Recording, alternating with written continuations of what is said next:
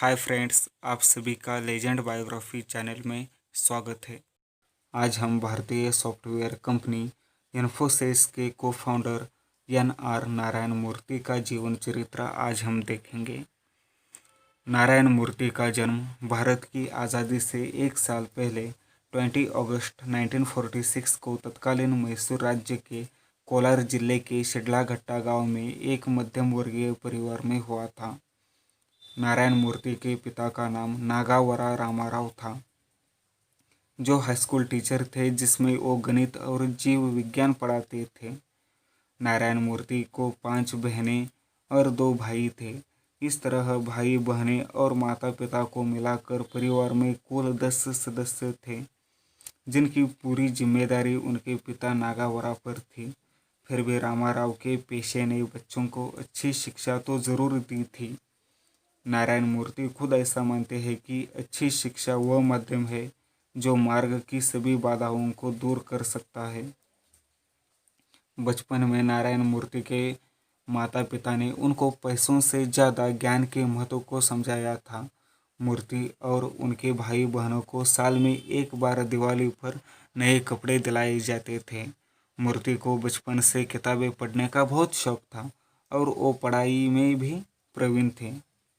उनके पिता का बार बार ट्रांसफ़र होता रहता था, जिसके कारण मूर्ति ने मैसूर, श्रीनिवासपुर, मंड्या, मेदिकेरे और तुमकुर के कई सरकारी स्कूलों से अपनी प्राथमिक शिक्षा पूरी की थी। जब मूर्ति का परिवार मैसूर के निकट रहता था, तब वो सस्ता बुरादा खरीदने के लिए अपने भाइयों के साथ साइकिल से डिपो जाकर सस्ता बुरादा लाते थे, जिसके लिए उनको छोटा सा इनाम भी मिलता था, जिससे उनके खाने पीने का खर्चा निकल जाता था। नारायण मूर्ति को अंग्रेज़ी किताबें पढ़ने का बहुत शौक था और उन्होंने बचपन में ही शेक्सपियर की किताबों को पढ़ लिया था। स्कूल में होशियार विद्यार्थी के रूप में मूर्ति ने विज्ञान और गणित में योग्यता जग जाहिर कर दी थी। कक्षा में पढ़ाए गए पाठ को वो शीघ्र याद कर लेते थे। हर वर्ष मूर्ति अपनी कक्षा में प्रथम आते थे। मूर्ति को खेल खेलने का शौक बिल्कुल नहीं था। 10वीं की परीक्षा में मूर्ति पूरे राज्य में चौथे स्थान पर आए थे। चौथे स्थान पर आने पर उनके पिता ने उन्हें प्रथम आने पर प्रेरित किया था। जब रामाराव के मित्र के बेटे की नौकरी लगी, तब वो भी चाहते थे कि उनका बेटा भी नौकरी करे, लेकिन मूर्ति और आगे पढ़ना चाहते थे और आईआईटी में प्रवेश लेना चाहते थे। आईआईटी में प्रवेश लेना कोई आसान काम नहीं था, क्योंकि उसके लिए अखिल भारतीय स्तर पर परीक्षा में बैठना पड़ता था, जिसमें हजारों छात्रों में से कुछ ही पास होते थे। अब वो आईआईटी परीक्षा की तैयारी में जुट गए और अपने मित्रों के साथ मिलकर लगन के साथ लग गए। उनकी मेहनत रंग लाई और अखिल भारतीय स्तर पर बैठे हजारों छात्रों में उनका 17वां स्थान आया। यह उनके लिए एक बहुत बड़ी उपलब्धि थी, क्योंकि एक छोटे से कस्बे में रहते हुए बिना किसी सहायता के उन्होंने ये मुकाम हासिल किया था। जब मूर्ति के पिता को पता चला कि उनका आईआईटी में सिलेक्शन हो गया, तो उन्होंने आईआईटी में जाने से मना कर दिया, क्योंकि उनका कहना था कि उनकी आर्थिक स्थिति इतनी मजबूत नहीं थी कि वो आईआईटी का खर्चा उठा सके। उस समय आईआईटी की फीस तो ज़्यादा नहीं थी, लेकिन हॉस्टल और खाने पीने में काफ़ी पैसे लगते थे।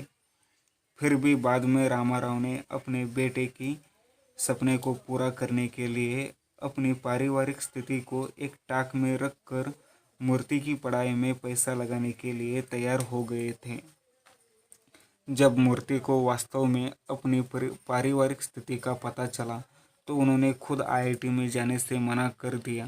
इसके बाद उन्होंने मैसूर विश्वविद्यालय के नेशनल इंस्टीट्यूट ऑफ इंजीनियरिंग में बीई में प्रवेश ले लिया। उन्होंने विषय के रूप में इलेक्ट्रिकल इंजीनियरिंग का चुनाव किया। 1967 में वो कॉलेज में प्रथम आए और अपनी बीई की डिग्री हासिल की।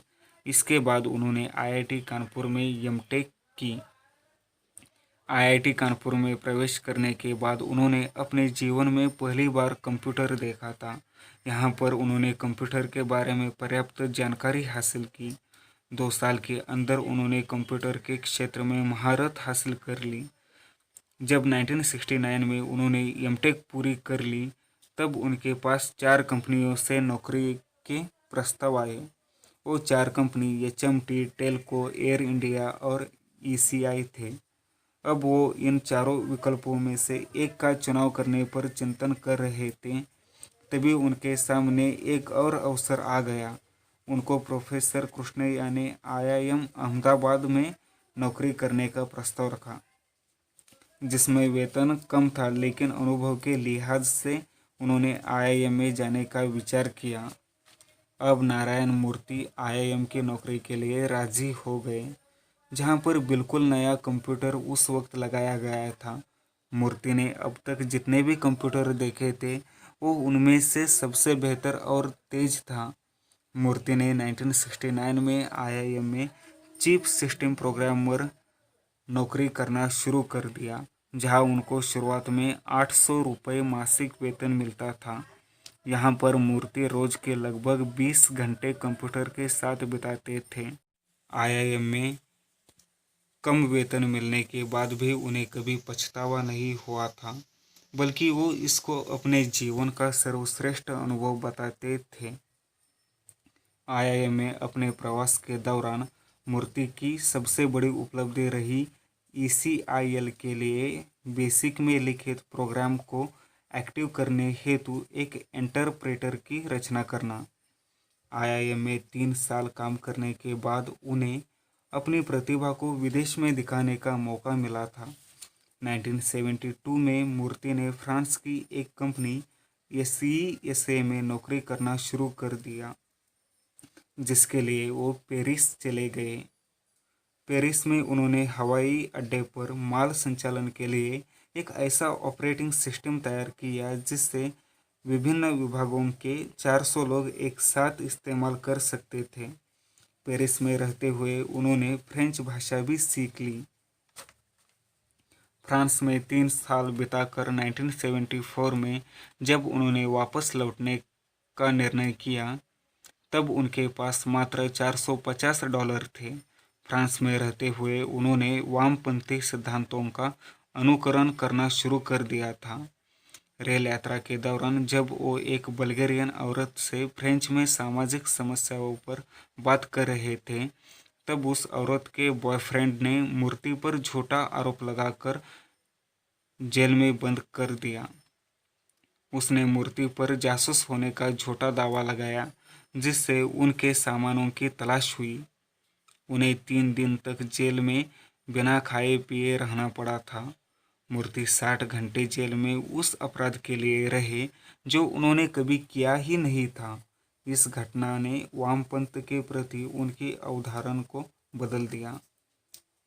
उन्होंने पश्चिमी देशों से बहुत कुछ सीखा, लेकिन अंत में वे भारत में ही रहना चाहते थे और अपने देश में ही अपनी खुद की कंपनी शुरू करना चाहते थे।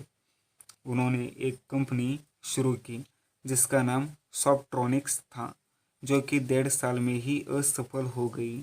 तब वे पुणे में पटनी कंप्यूटर प्रणाली में शामिल हुए। 10 फरवरी 1978 में नारायण मूर्ति की शादी सुधा मूर्ति से बेंगलुरु में हुई। फिर एक बार नया कुछ करने की चाह रखने वाले नारायण मूर्ति अपनी खुद की कंपनी शुरू करना चाहते थे, लेकिन कारोबार को शुरू करने के लिए पूंजी सबसे बड़ी चुनौती थी। नारायण मूर्ति ने कंपनी खोलने की इच्छा पत्नी सुधा मूर्ति के सामने रखी। पत्नी ने उनकी सोच को सराहना रखी और 10,000 रुपये उधार दिए। नारायण मूर्ति ने अपने शेयर के पैसे लगाकर अपने 6 अन्य साथियों के साथ 1981 में इन्फोसिस की स्थापना की। नारायण मूर्ति साल 1981 से 2002 तक इन्फोसिस के सीईओ बनकर सेवा की और बाद में सह संस्थापक नंदन नीलेकनी को अपना पद सौंप दिया। साल 2002 से 2006 तक वो बोर्ड के चेयरमैन थे। इतना ही नहीं, नारायण मूर्ति ने HSBC bank, DBS bank, ICICI bank और एनडीटीवी के डायरेक्टर के रूप में भी कार्य किया है। नारायण मूर्ति को बेहद ही साधारण जीवन जीने वाले इंसान के रूप में जाना जाता है।